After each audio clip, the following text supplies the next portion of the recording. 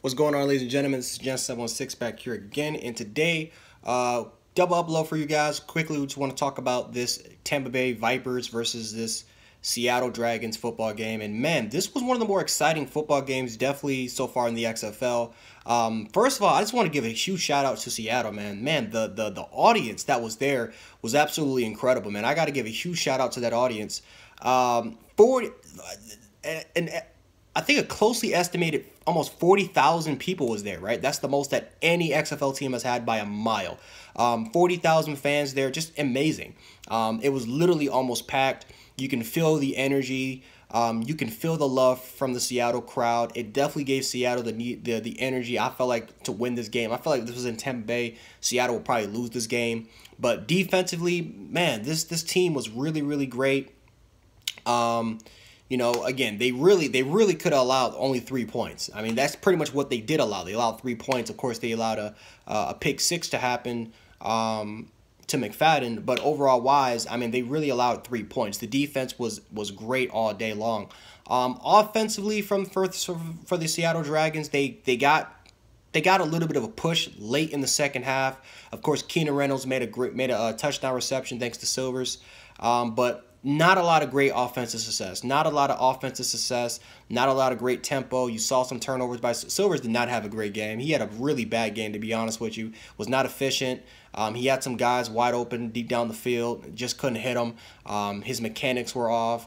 I felt like he didn't really go through his progressions bad enough. I think he felt a little, even though there was a lot more pressure in the pocket, I felt like he panicked a lot in times.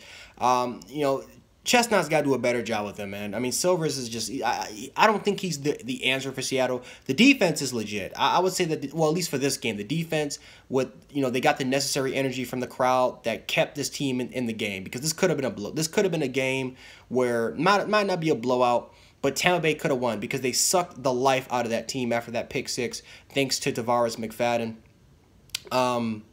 But man, just not a lot of great offensive success. This was more of a defensive game.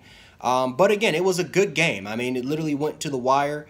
Seattle made a crucial third and goal stop when Tampa Bay was driving down the field, thanks to guys like Jacquizz Patrick from Florida State running back, just running people over. They were this close to the goal line. They made a terrific goal line stand, 4 downs, did a great job there. Of course, even before that series, you look at the Frazier interception, made a J.J. Watt type of play where he just swatted it, caught the ball, and literally the pass was literally in his hands. Quentin Flowers threw that interception, caught it into the end zone.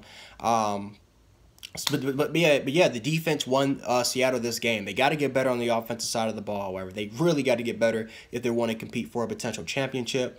For Tampa Bay, they had some drives. I mean, Tampa Bay they were the better offense, I felt like, honestly, overall in this game. They had some really long and critical drives where they just couldn't punch it in, or all the result was field goals. Again, they had 3 points and then they had a pick six, but they also had some opportunities and they just fell short, whether if it was an interception, whether if it was just not having the ability to convert. Just have the ability to convert. They messed up on their own. And you know, if you're a Vipers fan, you're going to be sick to your stomach because you felt like you should have won this game. But again, you know, you got to convert. You got to execute the plays that you're given to. And if you don't do that, you're going to lose every time. They also got to figure out their quarterback situation. They got to figure out their quarterback situation, whether if it's going to be Cornelius, or if it's going to be Murray, whether if it's going to be Flowers. They got to figure out the quarterback situation, because I don't think it's really good, especially when you're working with an offensive line that's starting to gel, that's really gelling together.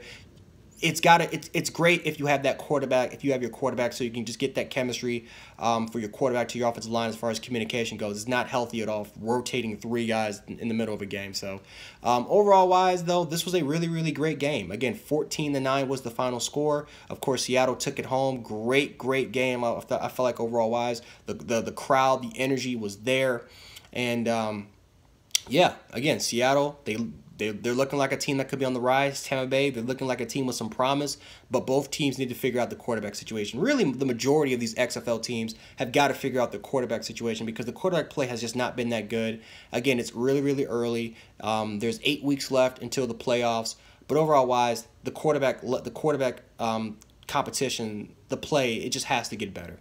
But anyway, guys, that's all I got for you guys today. If you guys want more XFL contents, hit that subscribe button, hit the notification bell so you guys can stay alert for when I post an XFL video. Again, like the video, share the video. Really helps out the channel a lot. And that's all I got for you guys today. So anyway, this is your boy Gen716. I'm out. Peace. Have a good night.